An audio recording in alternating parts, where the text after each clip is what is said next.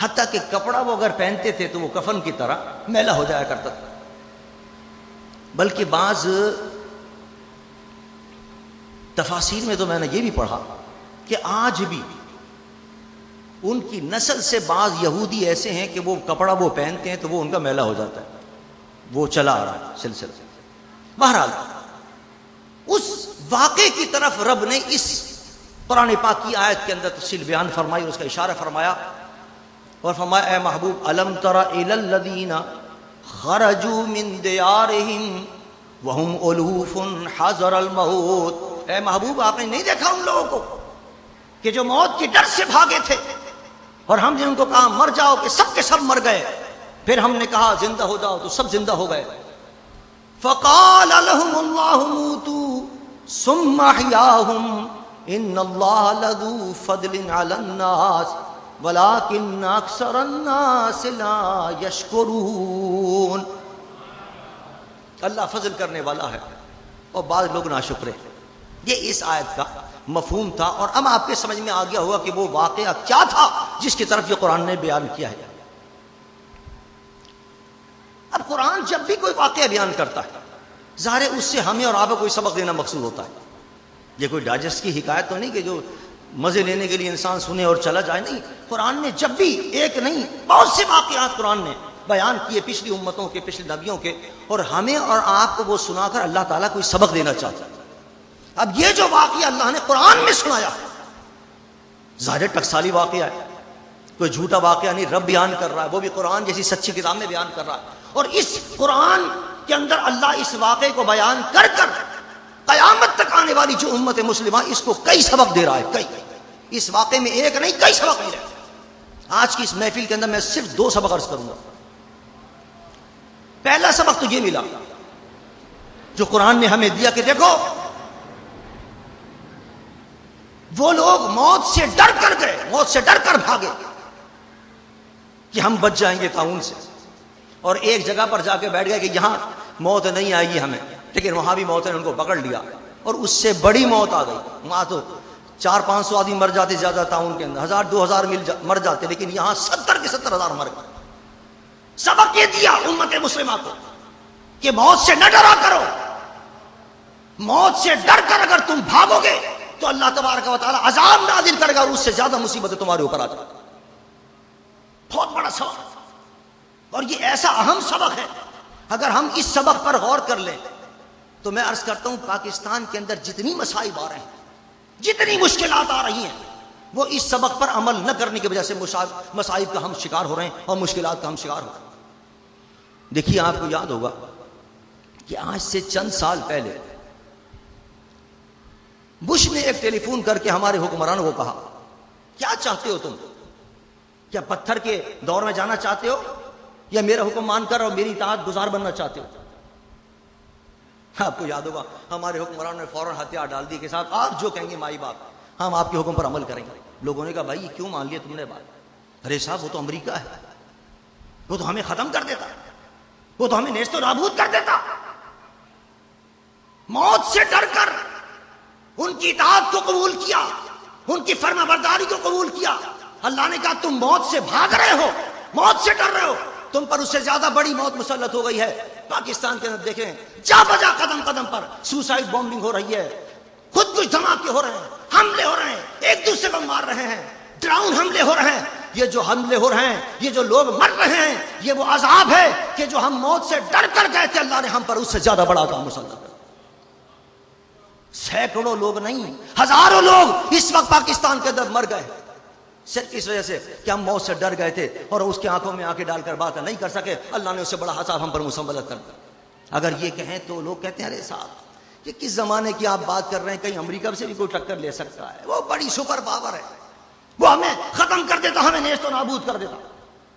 لیکن ہے افسوس اسلام کی تاریخ پر نگاہ نہیں ڈالتے کہ اس زمانے کا اگر وہ سپر پاور ہے، عمر ابن خطاب کے زمانے کا رومن ایمپائر اور بیزنٹین ایمپائر، وہ 2 سپر پاور تھے، کوئی ان کے مقابلے کا تصور بھی نہیں کر سکتا تھا. لیکن حضرت عمر رضی اللہ تعالیٰ عنہ نے اللہ کا نام لے کر اور نعرہ تکبیر لگا کر ان کا مقابلہ کیا. اللہ نے ان سپر پاوروں کو عمر کے قدموں کے اندر لا کے ڈھیر کر دیا.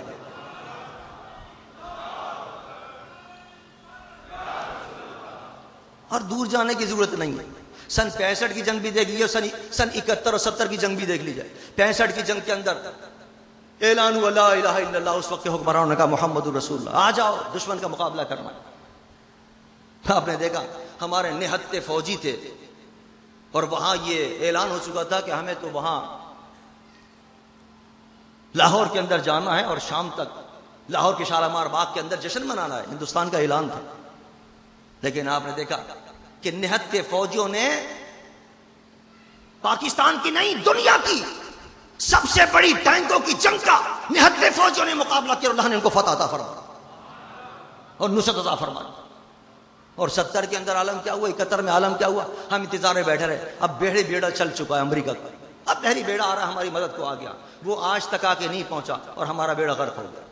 پتہ یہ چلا, معلوم یہ ہوا اللہ پر نظر رکھے مسلمان, اللہ کی طاقت پر نظر رکھے, روحانی قوتوں پر نظر رکھے. اللہ نے جو سبق دیا قرآن پر اس پر نظر رکھے, اس پر عمل کرے, نہیں ان کی غلامی قبول کرے, مصطفیٰ کی غلامی قبول کرے. اللہ کی غیب سے مدد آئیں گی, اللہ فتح عطا فرمائے گا.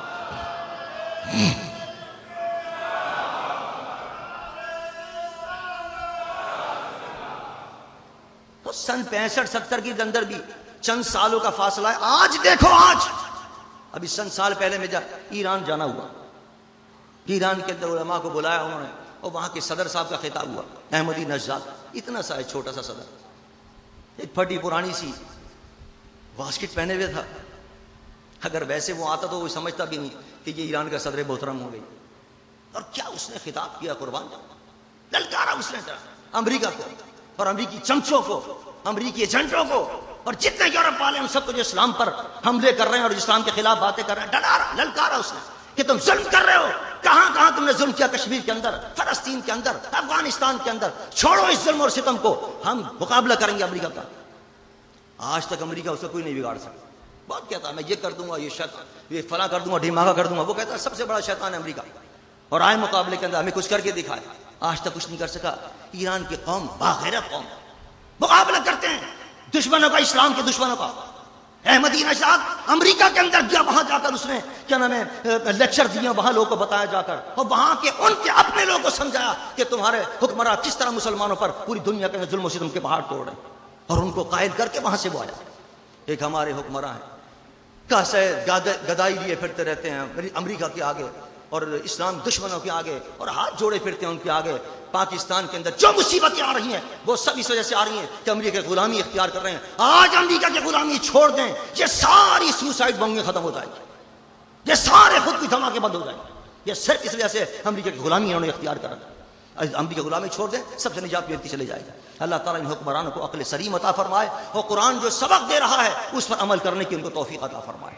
ایک سبق تو یہ ملا اس واقعے سے جو بڑا اہم سبق ہے, اور جس کو اختیار کر کے پاکستان کی قوم بھی, امت مسلمہ بھی عروج حاصل کر سکتی ہے اور اپنے مصائب سے نجات حاصل کر سکتی ہے, اور اس میں مصائب سے نجات کا حل موجود ہے.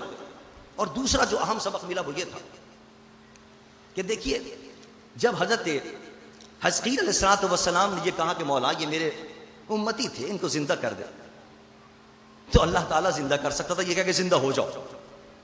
اب میں توجہ چاہتا ہوں آپ کی, بڑی اہم بات ہے. اللہ تعالیٰ فرماتا ہے زندہ ہو جاؤ, وہ فوراً زندہ ہو جاتے, کیونکہ قرآن میں اللہ فرماتا ہے اذا اراد اللہ شیئا ان یقول له کن فیکون.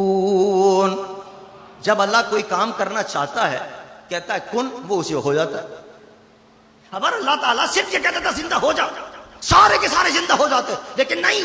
میں نے جو آپ کو تفصیل بیان کی, اللہ نے اپنے نبی سے کہا پہلے یہ کہو ہڈیوں اکٹھی ہو جاؤ, وہ سب کے ڈھانچے بن گئے. پھر فرمایا اب یہ کہو کہ گوشت پہن لو, وہ سب نے گوشت پہن لیا, گوشت وہ سب کا تیار ہو گیا, سب جسم بن گئے سب. پھر فرمایا اے نبی اب یہ کہے تو کہ زندہ ہو کے کھڑا ہو جاؤ, وہ سب زندہ ہو کے کھڑے ہو گئے. اللہ نے نہیں کہا, اپنے نبی سے کہلوایا. حالانکہ رب خود اگر کن کہتا بغیر کسی پس و پیش کے وہ زندہ ہو جاتے, لیکن رب یہ پیغام دینا چاہتا تھا امت مسلمہ کو, یہ بتانا چاہتا تھا میں کن کہہ کے سب کچھ کر سکتا ہوں, لیکن اپنی قوتوں کا, اپنی طاقتوں کا اظہار اپنے پیارے نبیوں اور ولیوں کے ذریعے کیا کرتا ہوں.